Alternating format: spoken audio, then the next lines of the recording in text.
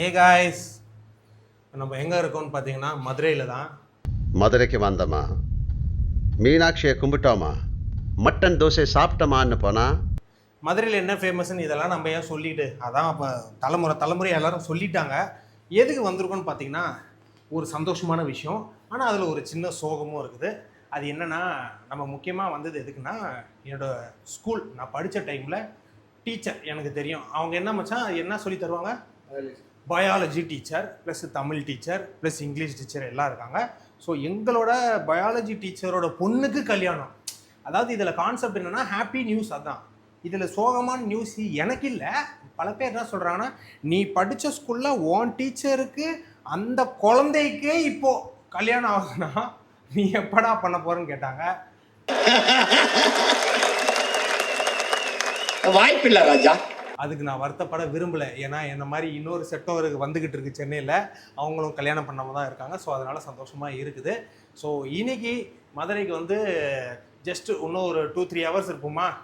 அதுவும் முக்கியமாக கல்யாணத்துக்கு வந்துட்டு நான் ஆல்ரெடி விசாரிச்சிட்டேன், வெஜ்ஜா கறி சோறுன்னு சொல்லியிருக்காங்க. கறி சோறு மட்டும் இல்லை, பொழந்து அதுக்கு தான் முக்கியமாக வந்திருக்குது. அதாவது மாத கடைசினா எல்லாருக்கிட்டுமே காசு இருக்காது. ஆனால் என் நண்பங்கிட்ட மட்டும் ஃப்ளைட்டு, சென்னையிலேருந்து ஃப்ளைட்டு போட்டு வரான். இங்கே வந்து ஸ்டார் ஹோட்டலுன்றானுங்க, இப்படி போகலான்றானுங்க. எப்பட்றா காசே இல்லைன்றீங்க? ரைட்டு பிரதர், 1 லட்சங்கிறது எனக்கு பாக்கெட் மணி மாதிரி. இந்த டாக்குக்கு ஒரு நாளைக்கு என்ன செலவாகுது தெரியுமா? 5000 rupees. அதே மாதிரி இந்த காட்டேஜில் தான் பக்கத்தில் வந்து என்னோட இன்னும் 2 டீச்சர், ஐ மீன் என்னோட இங்கிலீஷ் மேமும் என்னோட தமிழ் மேமும் ரெடி ஆகிட்டு இருக்காங்க. அவங்க ரெடியான பிறகு அவங்கள என்னோட அருமை பெருமைகளெல்லாம் அவங்களே சொல்லுவாங்க. நான் ஸ்கூலில் எவ்வளோ பெரிய படிப்பாளியாக இருந்திருப்பேன், ஸ்கூலில் எப்படி ஒரு குட் மேனாக இருந்திருப்பேன்னு சொல்லிட்டு அவங்க சொல்லுவாங்க. காலையிலேயே ஹோட்டலுக்கு தத்தளிச்சுக்கிட்டு இருந்தோம். இவன் 7 மணிக்கு பஸ் ஏறினான் சென்னையிலேருந்து. வரான் வந்துக்கிட்டே இருக்கான். மதுரையில் பெங்களூரில் ஏறி நான் கரெக்டாக டானுக்கு 7 மணிக்கு வந்தா, மச்சான் எதனா ஒரு ரூம் பார்த்து நீயா புக் பண்ணிடான். ஒன்றுமே புக் பண்ணலையா? அவனை ஃபோன் அடிச்சாலும் வந்து ரூம் இல்லைன்றானுங்க. அதுக்கப்புறம் அப்படி இப்படி பிடிச்சி ஒரு வழியாக தேடி எப்படியோ ரூமை போட்டாச்சு. அதுக்கப்புறமா நடந்த விஷயம்னா 2000 ரூபாங்க ரூம். 2000 அவங்ககிட்ட ஒரு 1000 ரூபா போடுறான்னு சொல்லி ஷேர் பண்ணி ரூம் போட்டேன். அப்புறம் எங்கள் டீச்சருக்கு ஃபோன் அடிச்சு, மிஸ் இந்த மாதிரி வந்துட்டோம், நீங்கள் எங்கே இருக்கீங்க மேம்ஸ்லாம் கேட்டும் போது அவங்க வந்து, நாங்கள் இங்கே தான்டா பக்கத்தில் இருக்கிறோம், பக்கத்துலேயே ஒரு சூப்பர் ரூம் இருக்குடா, சாவி எங்ககிட்ட தான் இருக்கு, நாங்கள் ஃப்ரீயாக கிடச்சிருக்கோம். கேட்டால் இவனுங்க சர்ப்ரைஸ் பண்ணுறானுங்களாம். இதெல்லாம் யாரா கேட்டால் 2000 ரூபா மிச்சமாக இருக்குமா? இந்த ரூம் வந்து ரொம்ப நல்ல சூட் ரூமா. இது கொஞ்சம் டூ மச்சாக தான் இருக்குது. இது சூட் ரூம்லாம் கிடையாது. என்னென்னா ஏசி கிடையாது, ஆனால் நல்லா நீட்டாக இருக்குது பாரு. காட்டு ரூம் காட்டு, இவ்வளோ சூப்பராக இருக்கு பாரு ரூமு. அழகாக ஒரு ஒரு ஒரு ஏர் கூலர் வச்சுருக்காங்க. என்ன ரொம்ப வருஷமாக அப்படியே கிடக்குதுன்னு நினைக்கிறேன். நல்ல ஒரு அமைதியாக இருக்குது. அங்கே ஏசி இருக்குது, நம்மளுக்கு ஏசி இல்லை. மேம் ரூம்களுக்கு ஏசி இருக்குது, மேமுக்கு இருக்கலாம். ஸ்டூடெண்ட்டாக நம்ம இருக்கிற நம்மளுக்கு எதுக்கு ஏசி? ஸோ இதுதான் ஹாலு. இது ரொம்ப பழைய காலத்து ஸ்டைலாக இருக்குல்ல இந்த இதெல்லாம். ஐ திங்க் இது ரொம்ப ஓல்டு ஃபவுண்டேஷன் நினைக்கிறேன். இது பேனாசோனிக் டிவி. இதெல்லாம் பார்த்து எத்தனை வருஷங்கள் ஆகுது சின்ன வயசில். இதில் தானே கேசட் கேம் போட்டு கனெக்ட் பண்ணி பக்கத்து வீட்டுக்காரங்களை கூப்பிட்டு, பக்கத்தில் கவிதா இல்லை சுனிதா வாங்க கேம் ஆடலான்னு கூப்பிட்ருக்கேன். ஐ மீன் டாக்டர் இந்த மாதிரி டிவி நல்லா இருக்கு ஆக்சுவலாக. மச்சான் இந்த மாதிரி வீடு எவ்வளோ ரெண்ட்டு கிடைக்கும்னு நினைக்கிறேன்? என்ன ஒரு 10,000 ரூபாய்க்கு கொடுக்க மாட்டாங்களா? ஐ மீன் அந்த காலத்தில் கொடுத்துருப்பாங்க. இப்போ 10,000 ரூபாய் பார்க்குறதுக்கே கேட்குறாங்க அட்வான்ஸ். It's okay.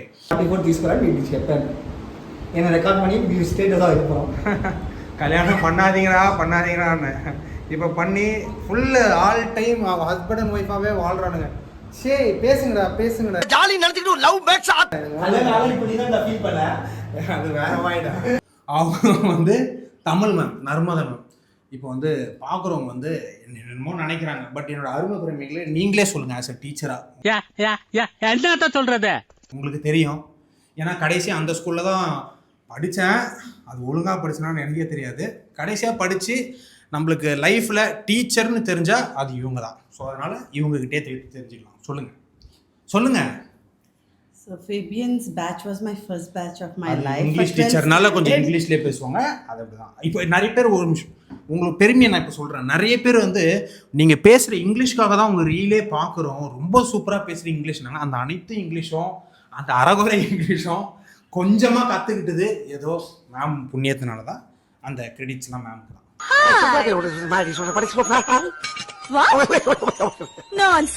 சொல்லு.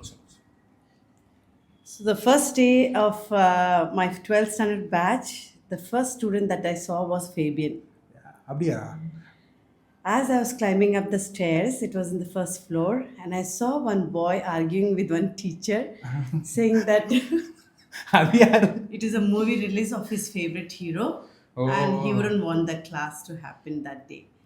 And I really feared being the higher secondary teacher, and I was wondering, should I continue to be a teacher for higher secondary or no? But slowly I realized that I was the closest to Fabian in that school, and he would come and spend time with me in library and everywhere. Even after I left the job, he would come and visit me. The most terror guy யார் முன்னால நீ நிக்கிற தெரியுமா? பாம் பக்ரி is, I realized, was the most soft boy and very loving boy. So love you loads, Fabian. கண்டிப்பாக script கரெக்டாக புரிஞ்சுக்கிறாங்க எல்லாத்தையும். அது யார் அந்த ஆக்டர் சொல்லுங்க பார்க்கலாம். எந்த சினிமா ஆக்டர்?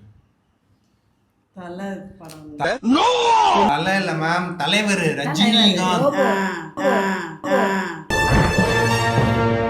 தமிழ் நம்ம தாய்மொழினால அதை எங்கே அதிகமாக நான் கற்றுக்கிட்டது நம்ம நர்மதா மேம் தான். மேம், நம்ம உங்கள் கூட கற்றுக்கும் போது எத்தனை ஸ்டூடெண்ட் இருந்தாங்க? ஒரு 100 பேர் இருப்பாங்கன்னு நினைக்கிறேன். ஓஹோ. இல்லை நீங்கள் சொல்லலாம். ஏன்னா எனக்கு மொதல் ஸ்டூடெண்ட், அதுவும் 10th ஸ்டாண்டர்டில் ஃபேபியன் தான் ஃபஸ்ட்டு ஸ்டூடெண்ட். சொன்னால் நம்ப மாட்டீங்க, 10th ஸ்டாண்டர்டில் வந்தோடனே ஃபஸ்ட்டு டே கிளாஸ்லேயே அவனுக்கு நான் அவனுடைய பேர் தமிழில் எப்படி எழுதுவது அப்படின்னு சொல்லி கொடுத்தேன். என்ன ஃபேபியன் அப்படின்றது எப்படி எழுதுறதுன்னு அது மட்டும் தான் நான் கற்றுக்கிட்டேன். ஆமாம், இல்லை அதுக்கப்புறம் ரொம்ப சின்சியராக கற்றுக்க ஆரம்பிச்சிட்டான் ஃபேபியன். என்ன ஃபேபியன்? இல்லை நீங்கள் உண்மையாகவே சொல்லலாம், அதெல்லாம் அவனுக்கு நம்ப மாட்டாங்க பார்க்குறவங்க.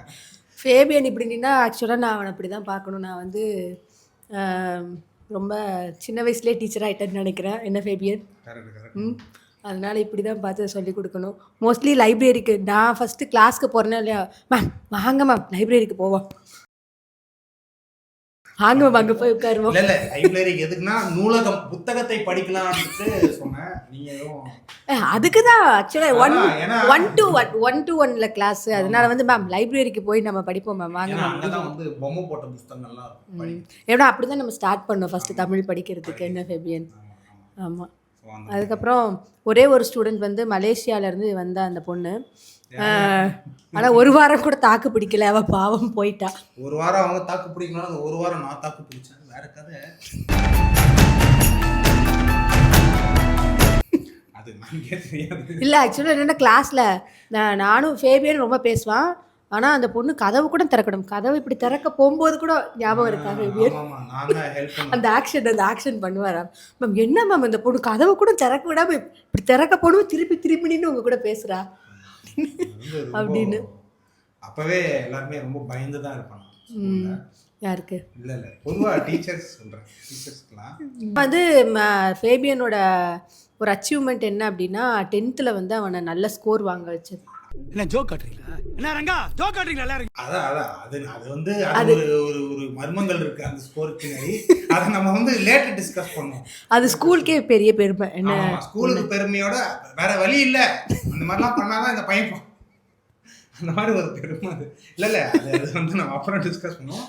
பட் அதை எப்படியோ பாஸ் பண்ணிட்டேன், அதுவும் ஜஸ்ட் பாஸ் இல்லடா, நல்ல மார்க் வாங்கி பாஸ் பண்ண. அப்போ நீங்க எழுதிருப்பீங்கன்னு நினைக்கிறேன். நான் அந்த ஸ்பாட்லே இல்லை. அந்த மாதிரி இங்கிலீஷ்ல நான் mark எடுத்துக்கமா? Yes. Basically pass. I think he liked to spend time in only library. So whenever I used to be in library, he would come and sit beside me, and that's how I got to understand Fabian more. He's not like as he's seen. He's very sweet. அப்ப இதுல இருந்து உங்களுக்கு தெரிஞ்சு தமிழ்ல வேணா நான் சொல்றேன், ரொம்ப இனிப்பான பையன். இந்த கும்பல் ஏறுங்க, வண்டிக்குள்ள ஏறு, வண்டி. அவன் ஃபர்ஸ்ட் ஏறிக்கிட்டான், அவனுக்கு நல்ல சீட்டு கிடைக்கலாம்.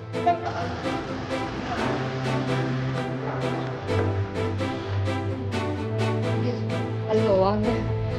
Ton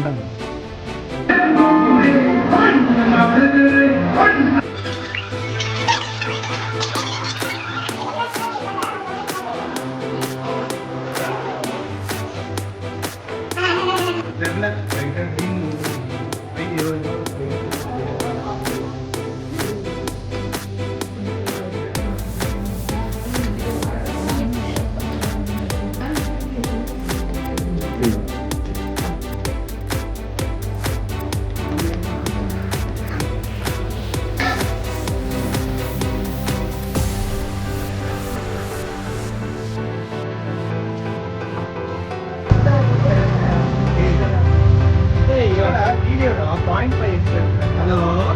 Hello.